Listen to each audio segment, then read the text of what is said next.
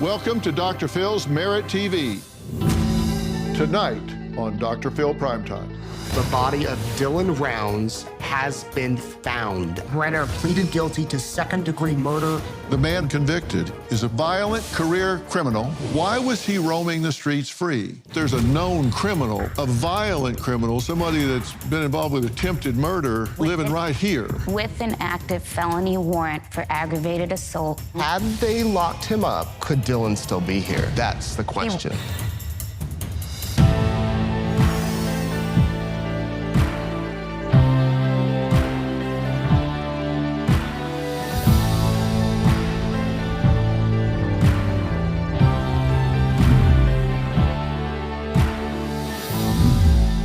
19-year-old Dylan Rounds had a sweet smile and disposition to match. His mom says he had a work ethic you just don't find in most young people today. He cared more about working on his farm than playing video games. That farm that he had worked so hard to buy is also where he mysteriously vanished and where his parents believe he was brutally murdered. The man convicted is a violent career criminal who, despite a laundry list of convictions, was walking free on the same streets as this innocent teen. This is Dylan Rounds, and he is currently missing out of Lucin, Utah, and his family needs your help if you're from the Idaho, Utah, Nevada area. Some breaking news in the Dylan Rounds case. James Brenner, the man who was squatting on property near Dylan's farm out in Lucin, Utah, was charged today with murder. James Brenner is charged with aggravated murder and desecration of a human body. He limped into the courtroom wearing an orange jumpsuit, handcuffs, and cuffs around his ankles. We have some breaking news to bring you right now. The body of Dylan Rounds has been found. Dylan Rounds, his remains have been found in the remote area of Lucin, Utah. As part of a plea agreement, Brenner led the investigators out to the site where the remains were, and they have been recovered. Brenner will serve 3 to 30 years in prison for killing the young man from Idaho and dumping his body in the remote Utah desert. Brenner pleaded guilty to second-degree murder and 2 counts of possession of a firearm by a restricted person. Brenner had nothing to say during the sentencing hearing today. Brenner had an outstanding warrant for allegedly beating a man with a lawn chair. He had also served time for attempted murder. Why was he roaming the streets free? Across America, woke lawmakers, mayors, prosecutors, and judges have lost control of their towns and cities. They're implementing no cash bail and not holding convicted criminals accountable. Chaotic scenes from Oakland, California, a city now notorious for its violent crime. Oakland Mayor Sheng Tao, who's been in office just 1 year, already facing a recall from dissatisfied voters. Police say they're working alongside community members and law enforcement partners at all levels to deploy resources strategically to combat criminal activity. A violent carjacking spree, the latest senseless crime to rock the nation's capital. Mohammed, a Grubhub delivery driver, has seen and experienced enough. Many blame what they see as lenient laws that put repeat offenders back on the street, as well as a drop in arrests and prosecutions. Well, that is all too typical. The justice system has seemingly gone soft. It is putting perpetrators' rights ahead of victim rights. When you look at Dylan's photo, you may be reminded of your own sons. His mother, Candace, says her child paid the price of our country's flawed justice system with his life. And all she has left of him is a pair of his blood-stained boots. My son is Dylan Jamie Rounds. At the age of 18, Dylan was able to purchase 620 acres to start his own farm. That's how passionate he was about it. He was a very hardworking kid. From the time he was little, that's what he wanted to do. He wasn't your typical teenager. Dylan was last seen on May 26, 2022. He spoke with his grandmother on May 28th. And Dylan was moving his truck to the shed because it was raining. The property that the shed is on is also where James Brenner was squatting. On May 30th, we found out that nobody in the family had spoken to Dylan, so we all headed to his farm, and I reported him missing on the way to his farm. When we got to Dylan's farm, it was so unusual that he was not around. We knew there was something off. It was the beginning of a nightmare immediately. 2 hours into the search and rescue called Justin and I over, Dylan's father, because they'd found a pair of boots behind a dirt mound. We both looked at those boots and looked at each other, and our hearts dropped. We knew instantly they were Dylan's boots. There was a spot on them that appeared to be blood. James Brenner moved over after Dylan had already purchased his land and started working it. He was not the type of man that would make the hair on the back of your neck stand up. Come to find out about James Brenner, he has a violent past that stretches from Maine to Nevada and back to Utah. He served time for attempted murder before. After finding out about James Brenner's violent past, everything made a little more sense in our son's disappearance. It felt like I should have known. As a mother, you feel like you should know. Brenner had a felony arrest warrant in Box Elder County from 2021. I get very frustrated with knowing these criminals that are walking free because warrants are not executed, and that is what led to our son's homicide. Well, joining me now is Dylan's mother, Candace Cooley, as well as Nate Eaton, a reporter for East Idaho News, who has been covering this case from the ground since day one. Thank you both for being here. And Candace, I'm glad to meet you, but I'm really sorry for the circumstances. Yes. It was May 28th, 2022, that Dylan called his grandmother, right? Correct. And that was the last time anyone heard from him. Correct.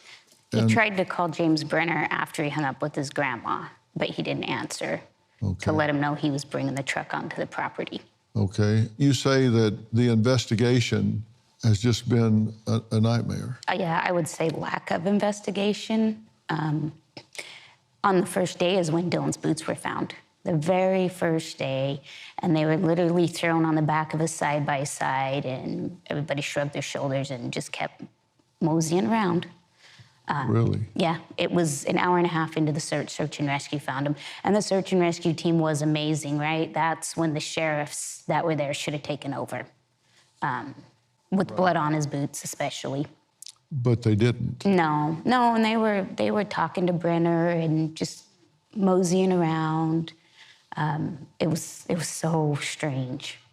Nate, is this just lack of resources, small town lack of urgency? Why did this get off to such a slow and bad start? I think it's a little bit of that, what you mentioned. Think about a kid disappearing in the middle of nowhere. This is a desert. Nobody's out there. He disappears. 2 or 3 days go by. Candace contacts me as a news company and says, please do something. Get the word out. My son is gone. Then they find his boots by a pile of dirt, and on those boots is blood. I mean, you would think that the urgency there would have been escalated a little bit, but still, nothing. You know, here's a map of the area, and you're saying that Brenner was kind of squatting on this land, right? Correct. He had a camper here, and how far is it to here behind this rock that his boots were found? What's that distance across there? It's not very far, maybe 70 yards, and it's a big dirt mound is what it is. Okay, so all they have to do is punch up one thing to discover that there's a known criminal, a violent criminal, somebody that's been involved with attempted murder. With an active felony warrant for aggravated assault in the county of Box Elder. But yet nobody says, No. might want to talk to this person. Oh, they talked to him like he was their friend. Okay. It wasn't even about questions about like, when's the last time you seen Dylan, really stuff like that. It was like general chit chat about the weather, and it was bizarre. Wow. All right. Well, let's take a break. Coming up, Dylan's parents say that after he disappeared, they watched the convicted felon who lived next door, 70 yards from where the boots were found, remove trash bags from their son's truck. We'll talk about what that's all about next.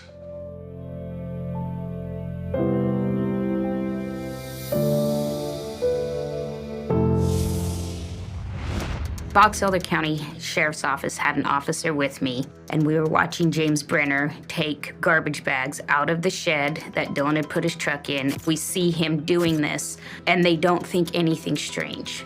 It didn't make any sense.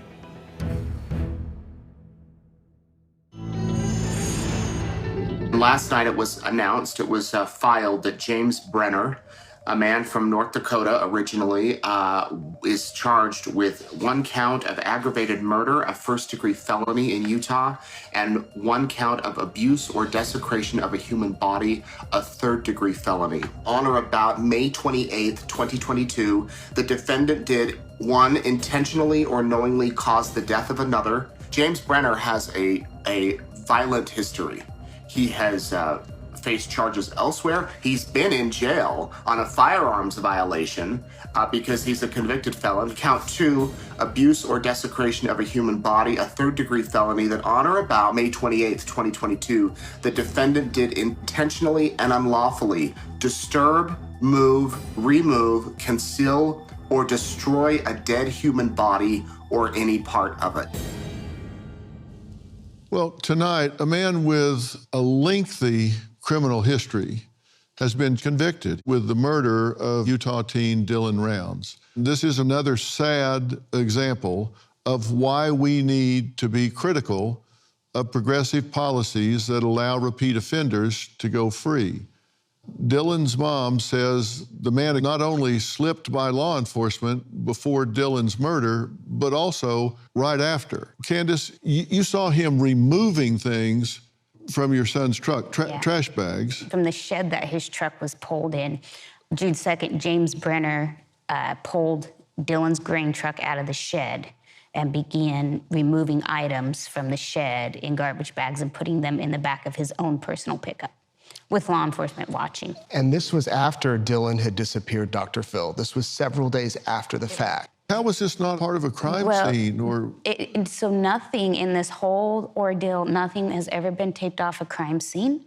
Not when Dylan's gun came back, not when the key fob came back, not when the boots were found, not when the garbage was removed, never. And so the officer that was with me, he went up and he asked him, "What are you doing?" And he said, "I'm spring cleaning." Those pictures of that shed were after the supposed spring cleaning. He was cleaning evidence. he was spring cleaning someone else's shed? Yeah. So what are we looking at here? This is inside? That's the inside. That's after spring cleaning. So if you're going to spring clean, aren't you going to clean? That doesn't look very clean. He was taking out specific stuff. Brenner was a pig. He never cleaned anything. That whole place was full of beer cans from him and garbage. He never, whatever he was taking out of that shed that day was specifically for a reason. And one of the things that you're upset about, that I'm upset about, Nate, you're furious about, because I've heard you speak about it, is he had open warrants at this time. And that's what we're talking about. We've got a system that has someone that has a violent history, and he's out on the street, and the best predictor of future behavior is relevant past behavior, and he has a history of assault, attempted murder charges, but he's out walking around and nobody knows it. On June 3rd, as far back as '86, 2 counts of assault with intent to murder, possession of a deadly weapon.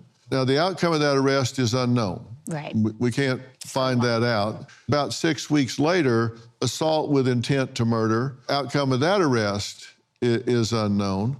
Then we go to November 1st, maliciously injured and assault with intent to murder, rape, and rob, served 33 months in prison. So we do know the outcome of that one. So within a year, 1, 2, 3 different entries on his record, all alleging violence. And one, he serves 33 months in prison. Then we jump 2 years, violation of probation. So he's offended again. Outcome of that arrest, unknown. So that's in Maryland. Okay, now we go to North Dakota. June 16, 2002, DUI, pled guilty. June 15, 2011, assault misdemeanor, that got dismissed. March 20, 2017, failed to yield at an intersection, fugitive from justice, probation with malicious shooting. Outcome of arrest, unknown. February 20th, 21, aggravated assault, third-degree felony. Paid bail, released on outdated warrant. So that warrant was not a paid bail. He was arrested on that on February 11th, and they did release him on his own. He was back out on the property within hours. And they had it in April of 2021. The judge had amended it and said if you don't appear before such date at Box Elder, it goes to a non-bondable warrant. And so you have Box Elder who finally arrests him on June 11th, and then you have Box Elder court system who doesn't even read their own paperwork that says it's non-bondable and just immediately lets him out on his own recognizance to go back to the place where my son was murdered. And that was a year before Dylan disappeared.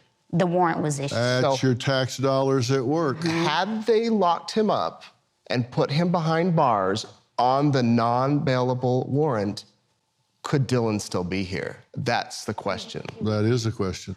Well, coming up, investigators retrieved Dylan's phone from the bottom of a pond. On it, they found a horrifying recording. We'll tell you what it was when we come back.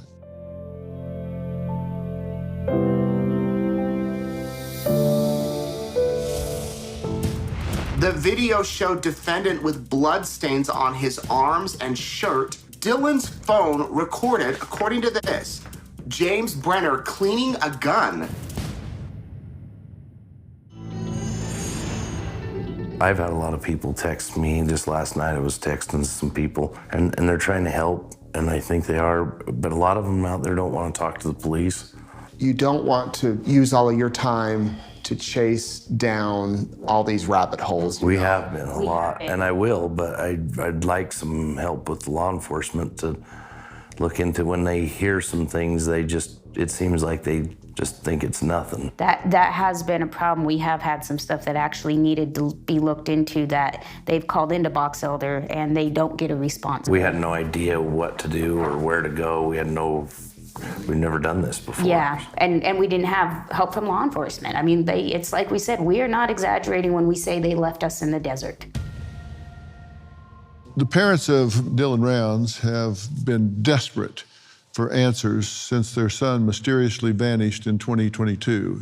But they do have a video recovered from his cell phone, and it reveals some very telling information about what may have happened to him. A digital forensic download of the phone was conducted and led to the discovery of a time-lapse video. The video showed defendant with bloodstains on his arms and shirt as he's cleaning a gun. So Dylan's phone recorded, according to this, James Brenner cleaning a gun, and Brenner had bloodstains on his arms and on his shirt. Was the phone purposely turned on? Did James Brenner turn it on? Did James Brenner not know it was turned on? Did Dylan somehow, before he died, turn the phone on and record a long video? I mean, that is a needle in a haystack type of evidence.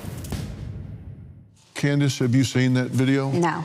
And you don't want to see that? Nope, I have no reason to. What is the impact it has on you at this point?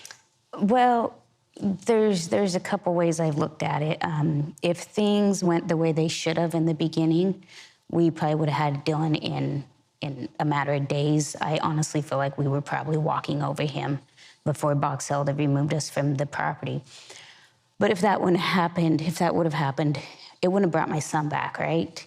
And so now we have this fight for Dylan so that we can change laws and make a difference, because just getting Dylan back, that doesn't change anything. It's going to continue to happen to other families until people stand up, and you don't know if the person sitting next to you is a violent criminal. You don't know if they have a warrant, and with law enforcement not doing their job, and then when they do, the justice system working against them and just releasing them, what does it do just to say we could have had Dylan back? Let's make a change. It's not unusual. The killer will try to trade the information for some lesser sentence or certainly some consideration. Do you think Brenner has or will try to make that kind of a trade? We will not make a trade that gives that man any chance of getting out. People see him, you know, that one video that Nate filmed when he went to court with us, that he looks weak and he's meek and it's all an act. The man is strong and he's a big burly guy. Yeah, he's lost weight because he's in jail, but the limp and the twitching eye, it's all an act. If he is let out, even in 15 years,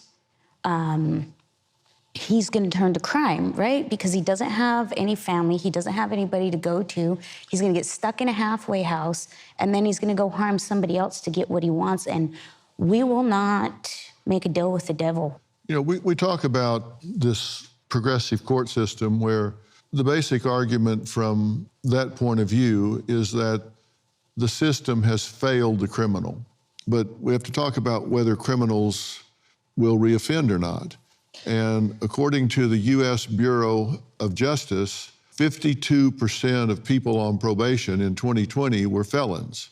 And federal offenders with violent priors are more likely to recidivate than nonviolent. And 53% of people arrested for murder had prior convictions. And 67% of federal violent offenders who are released get rearrested. So that's 2/3. And has the system failed these people in some way? Maybe it has. But my point is you have to suppress the behavior before you try to rebuild the individual. It may be that the system has failed them, but you cannot take these people and release them on an unsuspecting, innocent society without telling anybody and expect there to be a good outcome. You have to suppress the behavior unless and until you are at a position where you can say, I can predict they're not going to reoffend. And unless you have empirical data to say that, you are turning known predators out onto innocent people. This is not hard math. Coming up, Candace says she searched her son's truck and home herself, and what she found chilled her to the bone. That's next.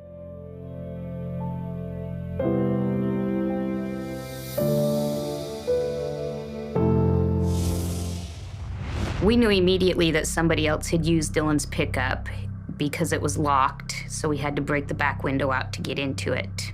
It was in four-wheel drive, which was broken, so he wouldn't have put it there. The seat was also moved completely forward so a person like me could drive it, and Dylan was 5'11". We also found that the pickup had been power washed, which was completely out of character for Dylan. So 3 things were very odd. On the first day of the search, we broke out the back window of Dylan's pickup to try to locate his guns. Neither of them were inside the pickup. From there, we searched the camper thoroughly, and there was no gun or key fob to Dylan's pickup. But the gun came back and was laying on the bathroom counter in plain sight. And my heart sank again. How did it come back? We knew whoever had harmed our son was out there searching with us, and it was so disturbing and eerie to look around at everybody and think, who was it? It began to feel like a game of Clue.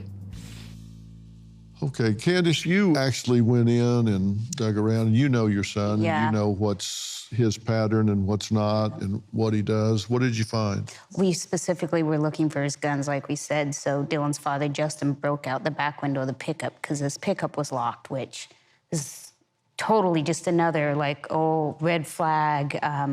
Dylan never locked it, and his pistol was always right there next to him on the door, but his clip was always in the center console. Neither were there, so we went in the camper and searched everywhere. On his bathroom sink was his gun case, and you know, you're just talking a little camper bathroom sink. So I opened it, I looked, medicine cabinet, we tear the whole thing apart, nothing. The next day we got sent down a rabbit hole, and we all went to Montello, and that would have been Tuesday. On Wednesday, Dylan's little brother and best friend went into his camper, and they called and said, do you want me to bring you Dylan's pistol? And I was like, what? Now, mind you, they did not know we were looking for it because they didn't enter until later. They had no clue we were looking for his guns. And it was laying right there by the gun case with the clip out of it on the bathroom counter. And Dylan never would have taken that out of his pickup, ever. So we bagged it up, and it just, we were so distraught, and we were, no help, no guidance. And so we're all just kind of running through scenarios in our head, like, who did this? We had a bunch of the locals out. So at that time, it kind of spanned that, there's 15, 20 locals out there helping us. It could be any of them. So Detective Bauer and I went out to Dylan's camper. We took pictures of where the gun was found. And then the next day, we go out, and we're in and out of Dylan's camper. We were just everywhere. We were desperate, right? Did we miss something?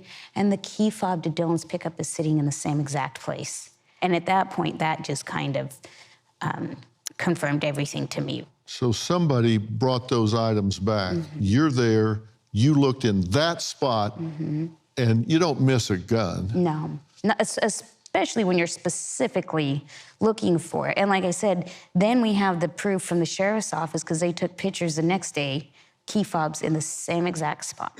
The other interesting thing too, Dr. Phil, is this is out in the desert. It's dusty, but there had been a bunch of rain, so it was muddy. Dylan's truck was power washed. Yeah. It was completely clean, except the wheel. 2 wheel wells. They missed 2 wheel wells when they cleaned it. And Dylan did not wash his pickup. In fact, my husband has a picture of his phone that my son sent that said, it was like October 2020. It said, first time I washed my pickup since I bought it, and he bought it like almost a year ago. I mean, completely just, and you could see the pressure washer marks. Yeah. And it was in 4-wheel drive, and his transfer case was broken. He cussed it all the time. He'd never put his pickup in 4-low, and he couldn't even got in where the seat was. His knees would have hit the dash. He couldn't even got in. So there, it just, everything was just adding up. So that Sunday on June 5th, we were trying to figure out what to do. And so I texted the Box Elder detective, and I said, hey, should we take Dylan's pickup home? What should we do? And I got told, you folks do what you need to do. And I still have that message on my phone to this day. That's what I was told. Coming up, the way we sentence criminals and deal with victims needs to change. Prison time needs to properly reflect the crime. Rehabilitation needs to be enforced upon release. We'll talk to a lawmaker and former judge about how to make that happen next.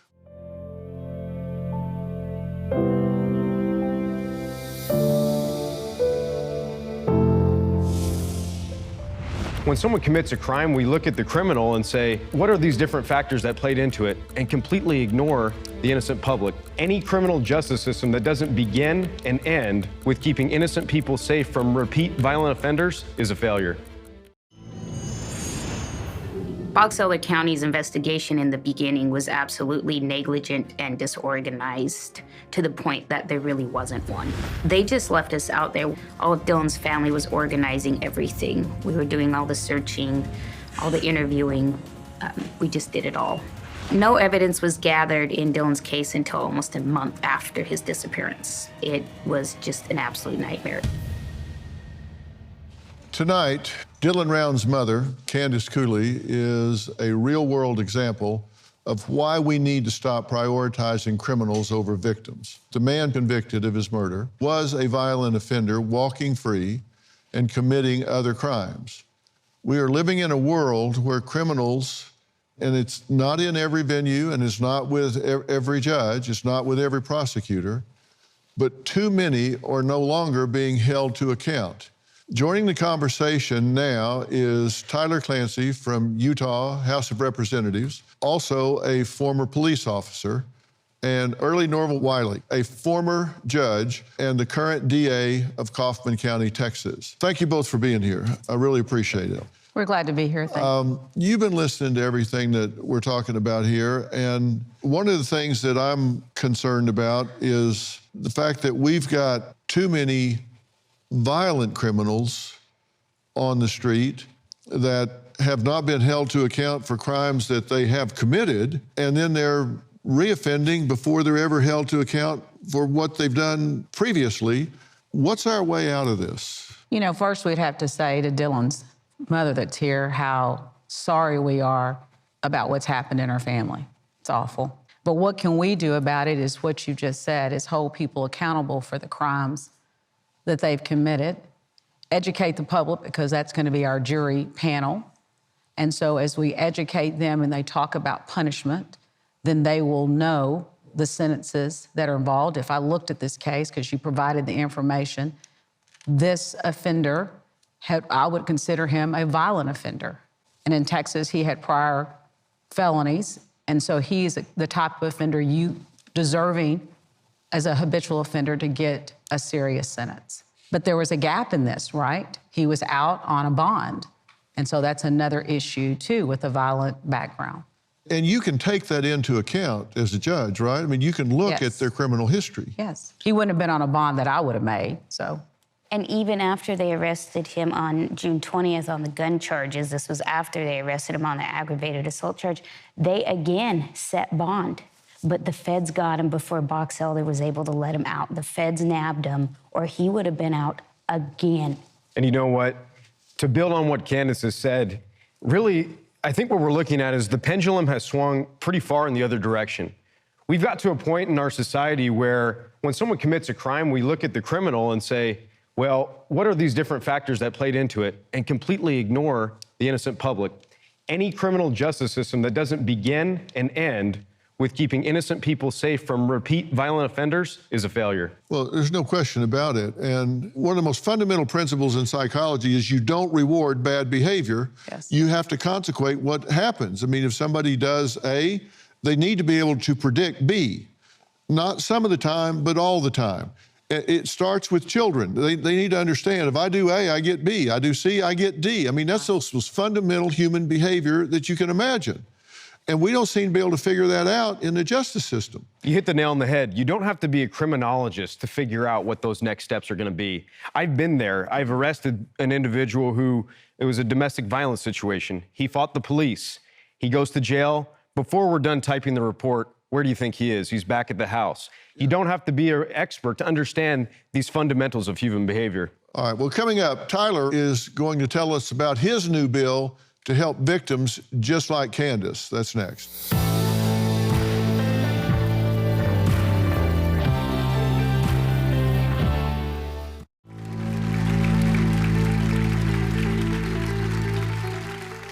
These days, too many prosecutors and judges think they are being compassionate when they release repeat offenders.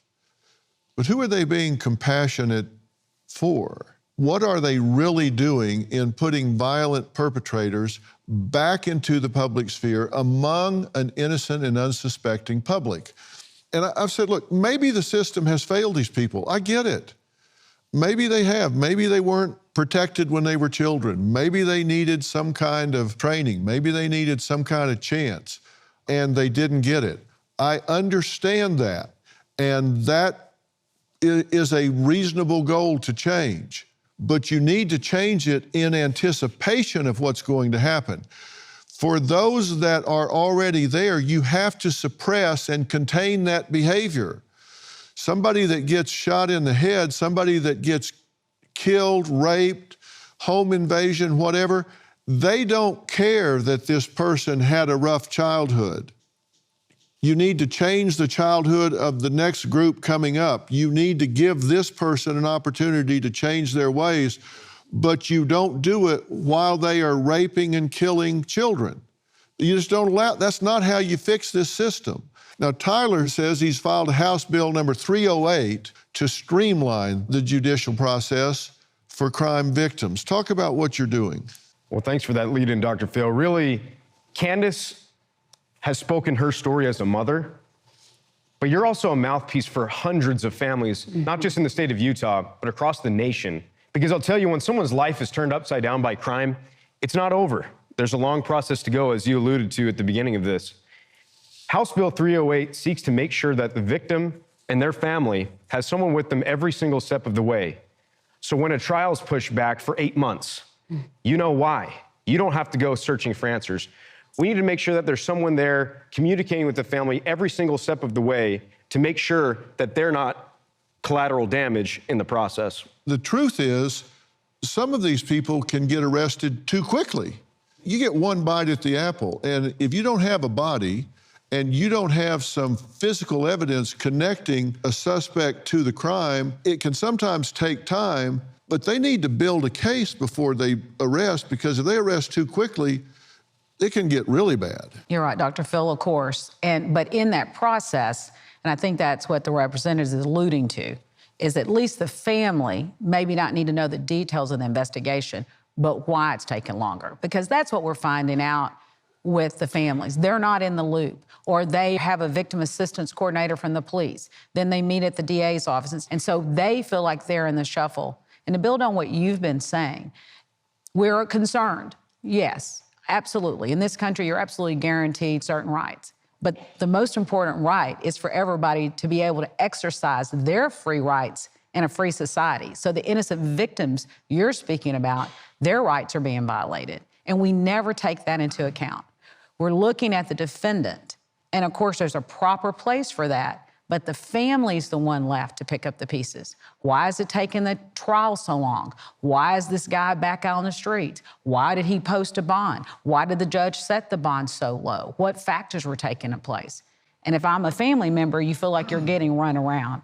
Yeah, well, we got, I'll give you an example of kind of some of the stuff they put us through. So on December 11th of 2022, we were asked to meet at Box Elder Sheriff's Office and with prosecution. This was before charges. They were going to show us all the evidence that they had enough to charge him. We were not shown any of the evidence. We were actually asked to have Dylan declared legally deceased to make their case easier.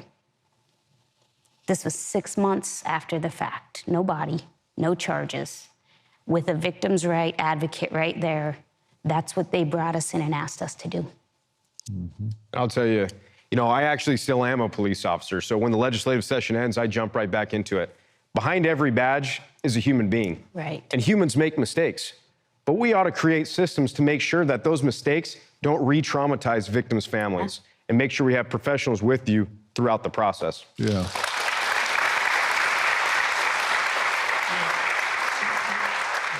You see the result of this, and if you look at who's doing what in their jobs. As the crime rate in Oakland, California skyrockets, California Governor Gavin Newsom plans to deploy state attorneys to boost law enforcement capacity and is vowing to harshly prosecute suspects in violent crimes. Now, the city's woke district attorney, Pamela Price, has been blamed for the soaring crime rates after promoting liberal policies like lower jail terms to increase equity in the city. A portion of Newsom's statement reads, "An arrest isn't enough. Justice demands that suspects are appropriately prosecuted. Individuals must be held accountable for their crimes using the full and appropriate weight of the law." Now, he started talking this way right after he started being considered as a presidential candidate. Wonder if that has anything to do with it. Because if you look at the rising crime rates, Oakland isn't the only city seeing a rise in crime attributed to woke policies and beliefs. New data shows a rise in crime in mid-sized cities. According to research advocacy group Our America, in 2022, Pittsburgh had 71 homicides, the highest number in decades. They also saw a 46% increase in shootings from 2020 to 2021. Aggravated assaults nearly doubled in Henderson, Nevada in 2022. Robberies also jumped by 91% that year. And the group who conducted the study attributes the change to the defund the police movement. And, they push all of this to defund the police. Then it all goes to hell and they start running 100% overtime. They start recruiting, trying to do everything they can to catch up. It just doesn't work. And people that have businesses and live in the cities, they don't want less police. They want order. They want more police. Coming up, final thoughts.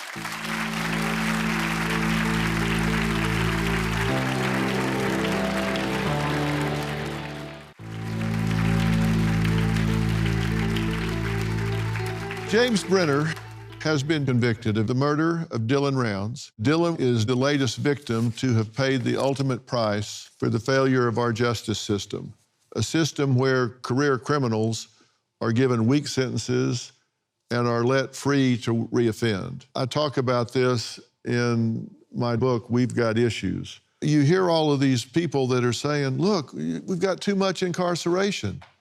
Look at the cost. Look at all the people. We lead the world in incarceration. That may be true, but have you looked at the cost of decarceration? Have you looked at the cost on society of turning these people out onto the street and letting them victimize innocent people again?